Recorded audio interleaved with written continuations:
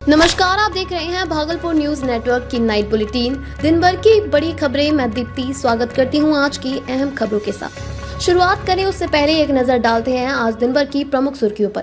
पाकिस्तान की गोलीबारी में शहीद हुए बिहार के लाल, भारत पाक तनाव के बीच साइबर अटैक की आशंका। भागलपुर में लव जिहाद का आरोप, कोर्ट ने भेजा पुलिस को नोटिस। भागलपुर का कोयली गुटाहा एक गाँव जो कहलाता है फौजियों का गाँव। फेसबुक पर हुआ प्यार, प्रेमिका को मिला मौत का उपहार। जातीय नफरत की हिंसा, बारात देखने निकले वृद्ध की लाठी डंडे से पीटकर हत्या। सुल्तानगंज में महर्षि मेही परमहंस जी महाराज की 141वीं जयंती धूमधाम से मनाई गई। पीरपैंती के टोपरा टोला में 3 गौशालाओं में भीषण आग। अब बारी है खबरों के विस्तार से जानकारी की। जम्मू के RS-पुरा सेक्टर में शनिवार को पाकिस्तान की ओर से की गई क्रॉस बॉर्डर फायरिंग में BSF के सब इंस्पेक्टर मोहम्मद इम्तियाज शहीद हो गए। वे बिहार के सारण जिले के गरखा प्रखंड के नारायणपुर गांव निवासी थी। यह हमला उस समय हुआ जब भारत और पाकिस्तान के बीच हुए सीज फायर समझौते के महज 3 घंटे बाद ही पाकिस्तान ने धोखेबाजी करते हुए गोलीबारी शुरू कर दी। आउटपोस्ट की कमान संभाले हुए इम्तियाज ने अपने साथी जवानों को सुरक्षित निकालते हुए देश के लिए अपने प्राण न्यौछावर कर दिए। शहीद इम्तियाज की शहादत की खबर जैसे ही उनके गांव पहुंची, पूरे इलाके में शोक की लहर दौड़ गई। सोशल मीडिया पर उनकी वीरता की चर्चा होने लगी और गांव में हर आंख नम हो गई। BSF ने जम्मू के पलौरा स्थित फ्रंटियर हेडक्वार्टर में उन्हें पूरे सैन्य सम्मान के साथ श्रद्धांजलि दी, जिसके बाद उनका पार्थिव शरीर उनके परिजनों को सौंपा गया।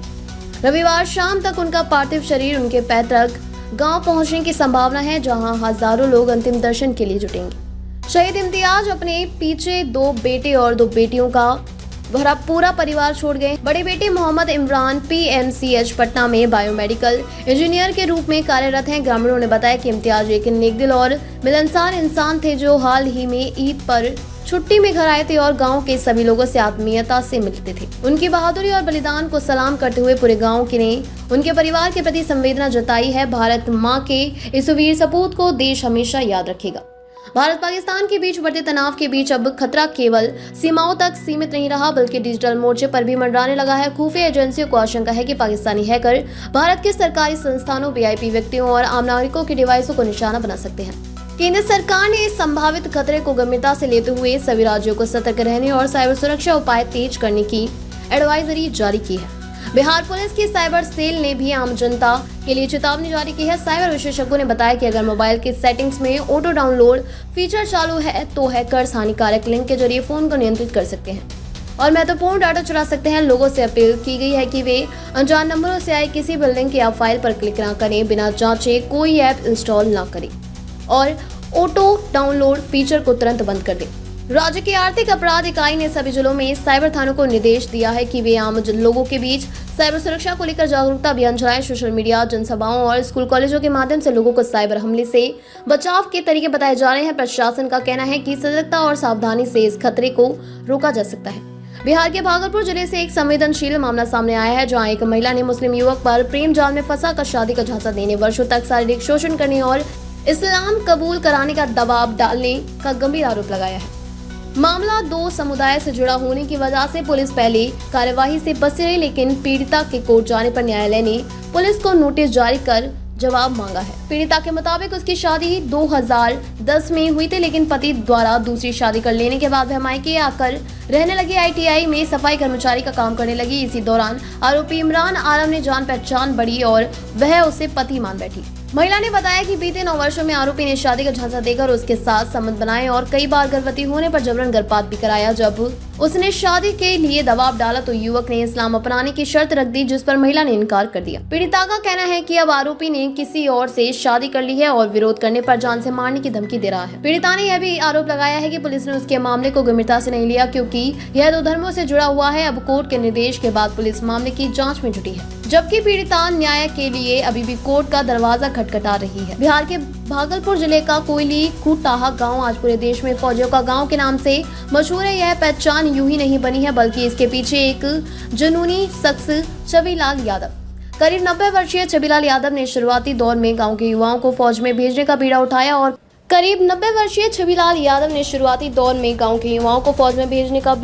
और करीब 100 लोगों को सेना में भर्ती करवाया।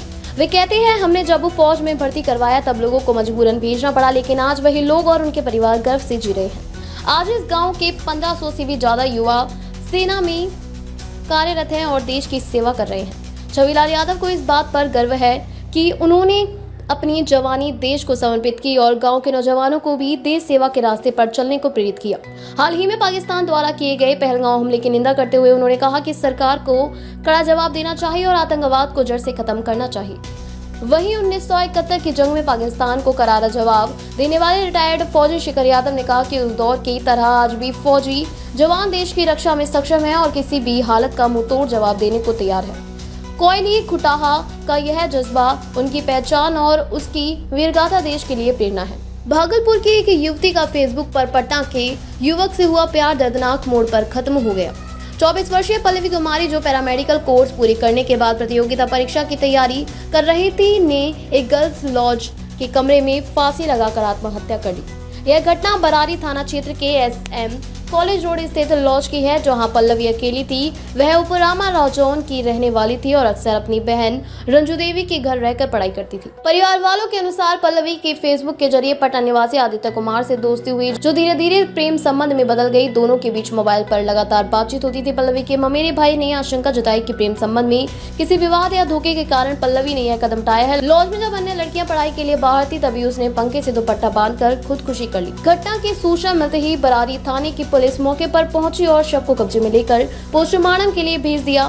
थाना अध्यक्ष बिट्टू कुमार कमल ने बताया कि पल्लवी के प्रेमी आदित्य कुमार को गिरफ्तार कर लिया है और उससे पूछताछ जारी है। पुलिस आत्महत्या के कारणों की जांच कर रही है। इधर पल्लवी की मौत ने उसका पूरा परिवार गहरे सदमे में है और परिजनों का रो रो कर बुरा हाल है। भागलपुर जिले के कजरेली थाना क्षेत्र के बहादुरपुर हाही गांव में एक बारात के दौरान मामूली टकराव ने जातीय हिंसा का भयावह रूप ले लिया। 75 वर्षीय नवीन चंद्र निवास उर्फ नुकुल दास को दबंगों ने जाति सूचक गालियां देते हुए लाठी डंडे से पीट कर हत्या कर दी। मृतक की पत्नी गिरिजा देवी और बेटे रुस्तम दास को भी गंभीर रूप से घायल कर दिया गया, जिनका इलाज मायागंज अस्पताल में चल रहा है। घटना उस वक्त हुई जब नवीन चंद्र अपने परिवार के साथ बारात देखने निकले थे और कुछ लोगों से हल्की सी टक्कर हो गई। प्रत्यक्षदर्शियों और परिजनों के अनुसार टकराव के बाद करीब 15 से 20 लोग हाथ में लाठी डंडा लेकर आए और तीनों को बेरहमी से पीटना शुरू कर दिया। मृतक के बेटे सूरज दास ने आरोप लगाया है कि हमला करने वाले सभी लोग नशे में थे और उन्होंने जाति सूचक शब्दों का प्रयोग कर उन्हें गालियां दी। आरोपितों में कृष्णदेव ठाकुर, उत्तम ठाकुर, अभिमन्यु ठाकुर सहित कई लोगों के नाम सामने आए हैं। मामले को लेकर गांव में तनाव का माहौल है। मृतक की 4 बेटियां और 3 बेटे हैं जो मजदूरी कर परिवार का पालन करते हैं। पुलिस ने अब तक प्राथमिकी दर्ज नहीं की है, लेकिन थाना अध्यक्ष सुबोध कुमार का कहना है कि जल्द ही आरोपियों को गिरफ्तार कर सख्त कार्यवाही की जाएगी। वहीं मायागंज अस्पताल में मौजूद डॉक्टरों ने बताया कि मृतक के सिर पर रॉड से प्रहार किया गया था और उनके कई दांत भी टूट गए थे। पुलिस की निष्क्रियता को लेकर ग्रामीणों में आक्रोश है। सुल्तानगंज के अजगैवी नाथ धाम में संत महर्षि मिहि परमहंस जी महाराज की 141वीं जयंती समारोह बड़ी श्रद्धा और भक्ति के साथ मनाई गई। इस अवसर पर भोर में प्रभात फेरी निकाली गई, जिसमें नगर भर के हजारों श्रद्धालुओं ने भाग लिया। फेरी की अगुवाई महर्षि मिहि आश्रम के आचार्य स्वामी रघुनंदन जी ने महाराज ने की, जिनका फूल मालाओं से जोरदार स्वागत किया गया।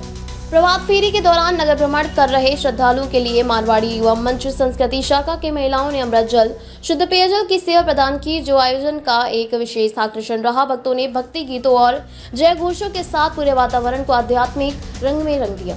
आश्रम परिसर में महर्षि मिहि जी की वंदना स्तुति और स्वामी रघुनंदन जी की महाराज का प्रवचन आयोजित किया गया, जिसमें जीवन में संतों की भूमिका और सच्चे मार्ग पर चलने की प्रेरणा दी गई। समारोह के अंत में विशाल भंडारे का आयोजन हुआ, जिसमें श्रद्धालुओं ने प्रसाद ग्रहण किया। इस मौके पर निर्मला सिंघानिया, दीपू रामुका, महेश चौधरी, रामानंद यादव समेत बड़ी संख्या में श्रद्धालु उपस्थित थे। भागलपुर के पीरपैंती प्रखंड अंतर्गत टोपरा टोला में शनिवार देर रात उस वक्त अफरा तफरी मच गई जब 3 गौशालाओं में अचानक भीषण आग लग गई।